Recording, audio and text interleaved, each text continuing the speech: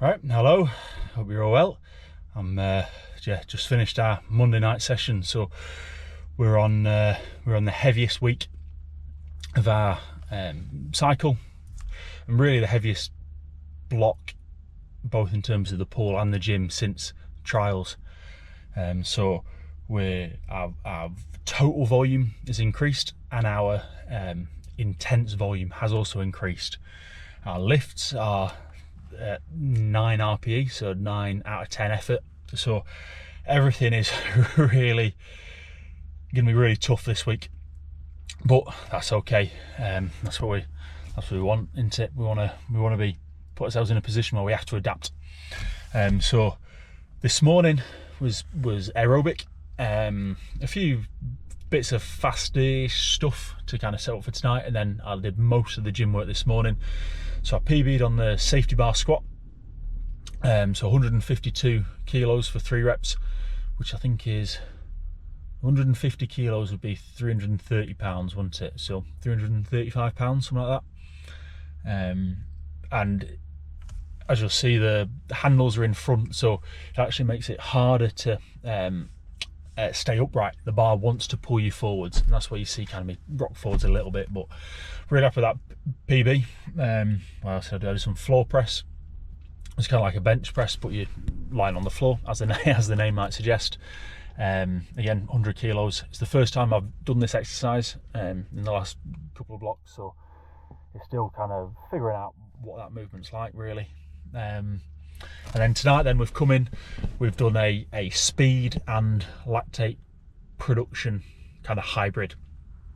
So I've got every rep filmed for you to have a look at, and I'll probably post comment when I get home. So I've just finished, so by the time I actually watch them back, probably tomorrow or a couple of days, whatever. I'm pretty happy with how I was swimming overall. The speed reps are all heavy resisted, or mostly heavy resisted, so I think that takes a lot out of you. And I was 52.3 on that 100, which I think is the fastest I've been. No, it's probably the second fastest I've ever been in training. And obviously when I've done it before, it's not been preceded by the 8 speed reps. So pretty happy, but it's just so hard. And then a bit of gym to finish, and some single arm lat pull downs, with a supinated grip to really target the lats. Sometimes when we do a pull down, we can get a lot of upper back. So as it just maxed out the machine on that. Kind of a bit ugly, those reps, but sometimes you got to have a go, because when you're in there, this is it. This is my custom City of Manchester vest. So these I actually bought a sublimation printer and heat press in when we were in lockdown, with the aim of being able to print onto t-shirts. I did coasters, I did face masks at the time. Sold all that now, but I was going through a drawer yesterday and I found this, and I thought, oh, this will do for some PBs, as well as the PB shorts I was wearing as well, the Thai kickboxing Muay Thai shorts.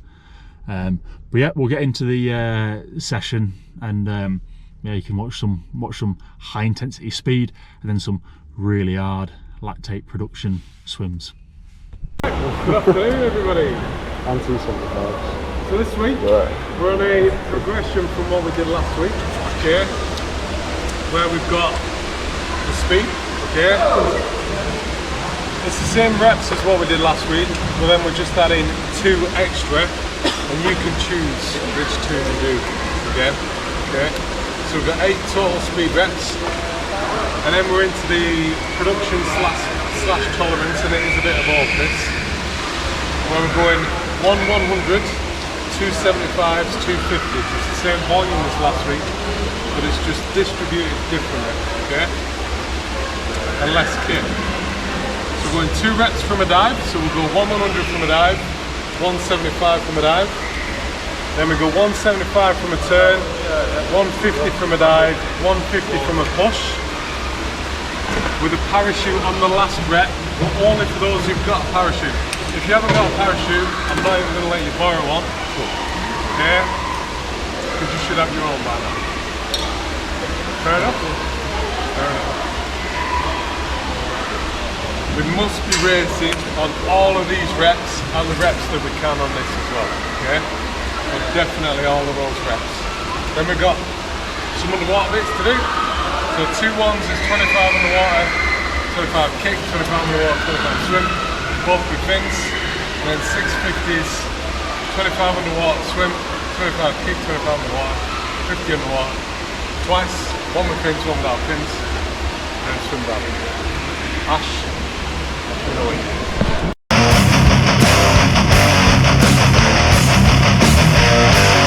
and into the session then.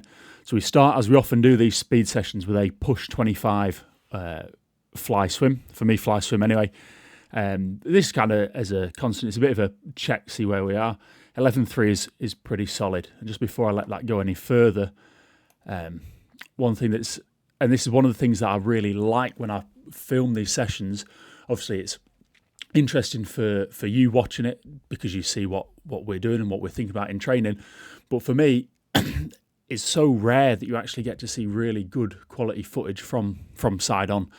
So I had Toby filming this for me, and I think what I notice here is that my feet at their highest point here are above that shoulder line, and I think that ends up creating a lot more drag.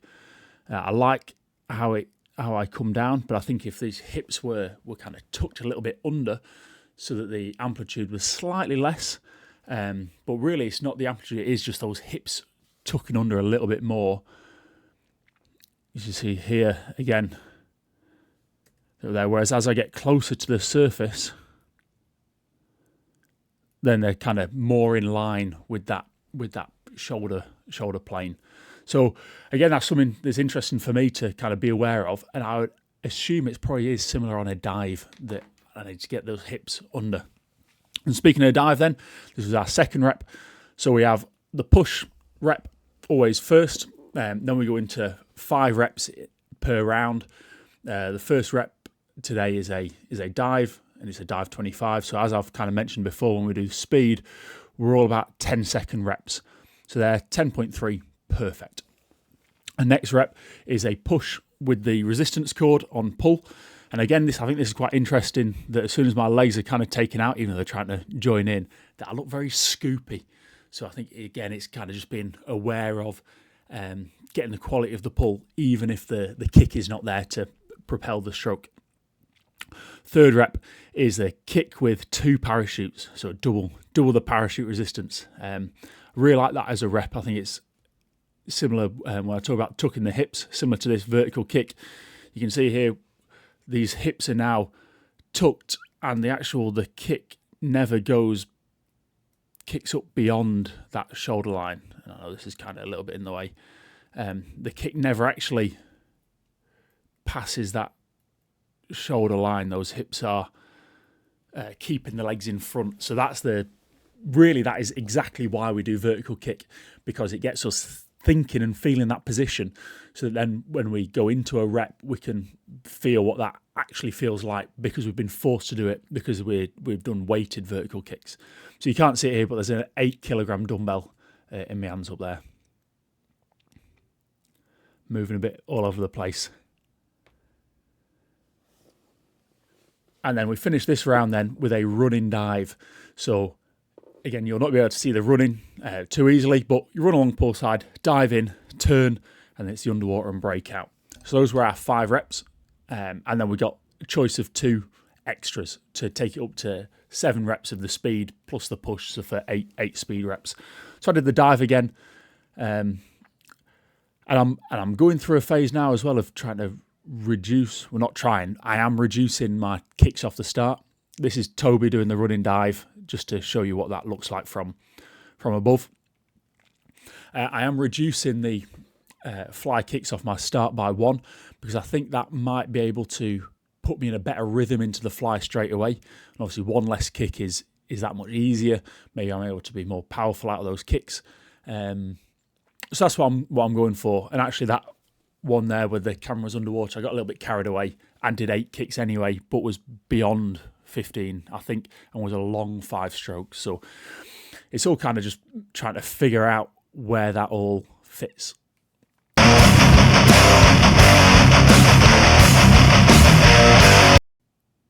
And here we go then into the lactate production.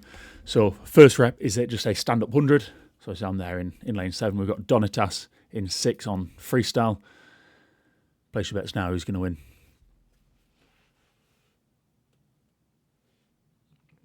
Pretty all right dive, and you see there 7 kicks, but the breakout's a little bit paused. You can see the kick there, but generally I quite like how that stroke looks. A little bit short, but 10.5 into the turn. A little bit short on that. 10 kicks off that turn. Again, I really like how that fly is looking. I've spent a lot of my work here has been on keeping getting back to a kick-driven stroke. And here I put an extra kick off that turn, so 11 kicks. But actually, I likely didn't need it, because you can see here then I'm a long 5 strokes into that. 10 kicks again off this wall, again, because what do I want to be doing racing? 10 kicks. So what do I do in training? 10 kicks. And I'm still only 6 strokes into this finish.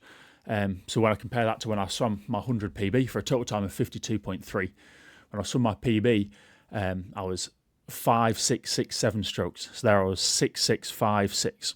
So it's the same, but different. And it's just me figuring out how that works. Ultimately come, not necessarily short course, but getting that feeling for ready for long course. So our second rep then is a dive 75. Now I should say as well that these are not necessarily paced reps. So I didn't swim that 100 necessarily as a best 100. It's pretty much as a best speed that's going to complete the 100.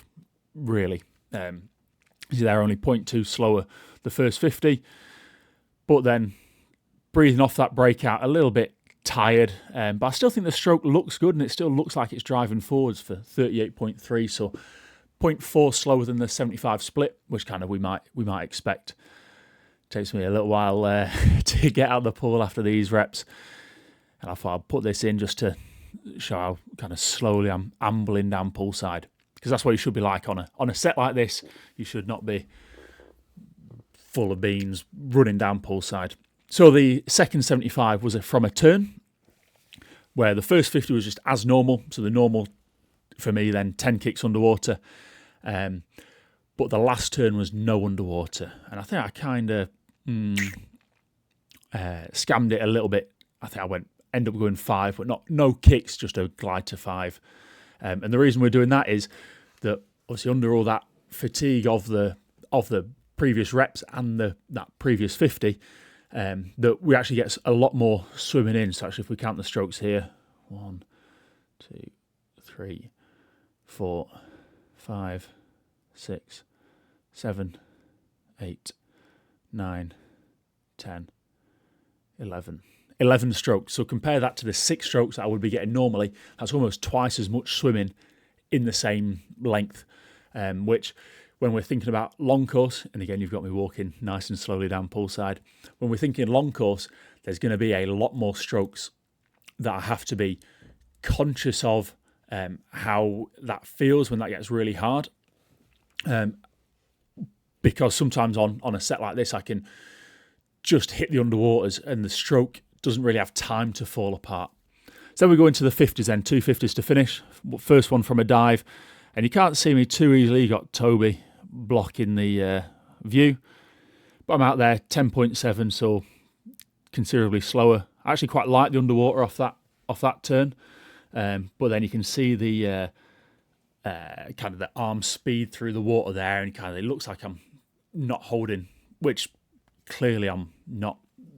And then we finished with the hardest one, so a push 50 with a parachute. Toby's got socks on, no underwaters, and this is really for that grit, really. You're in agony, your arms are barely getting out of the water anyway, and you've still got to find a way to drive forward. So 16.4, first 25, and this is quite painful to watch. I don't know if it's as bad for you watching it at home, but it's very up and down. You see the catch is not really catching anything. I'm just pressing up.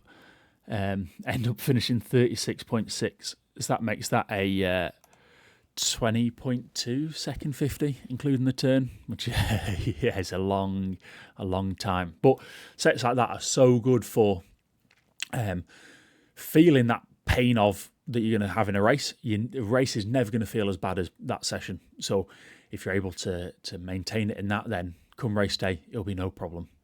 But yeah, I hope you've enjoyed that video. So we had obviously a bit of speed and then the lactate production. And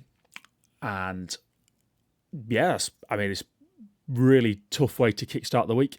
You'll see next week's video was the Wednesday session, which is going to be in total it's 80 25s max. We had 4 rounds of 14 swim, then 2 rounds of 12 on kick. And I've not looked at that footage yet, but I've got the dual GoPros again. So my GoPros come back. So I've got Izzy's one end, mine underwater at the other, or the other way around, whatever it was. So we should be able to, actually see some really good footage and see whether the things I spoke about on the fly stroke that I'm working on, i.e. keeping it kick driven and the kicks driving my stroke forwards, translates when I'm under that real fatigue of those 25s. So I hope you've enjoyed it. If you want any mentoring, any remote coaching, or any race analysis, I know it's Masters National starts this weekend, so if you're racing there, good luck. If you fancy letting me know how you do, please let me know. I'm always interested to see how people race. If you want your races analysed so you know where you've improved, where you have room to improve, and you want my, not just the analysis, but my view on your swimming and my knowledge and experience to help you get better, go to my website, jingramswimming.com. And any supplements that you might be needing, you get them all from Applied Nutrition. You can use Jingram to get yourself 20% off. But yeah, that'll do from me, and I'll see you next time. Cheers.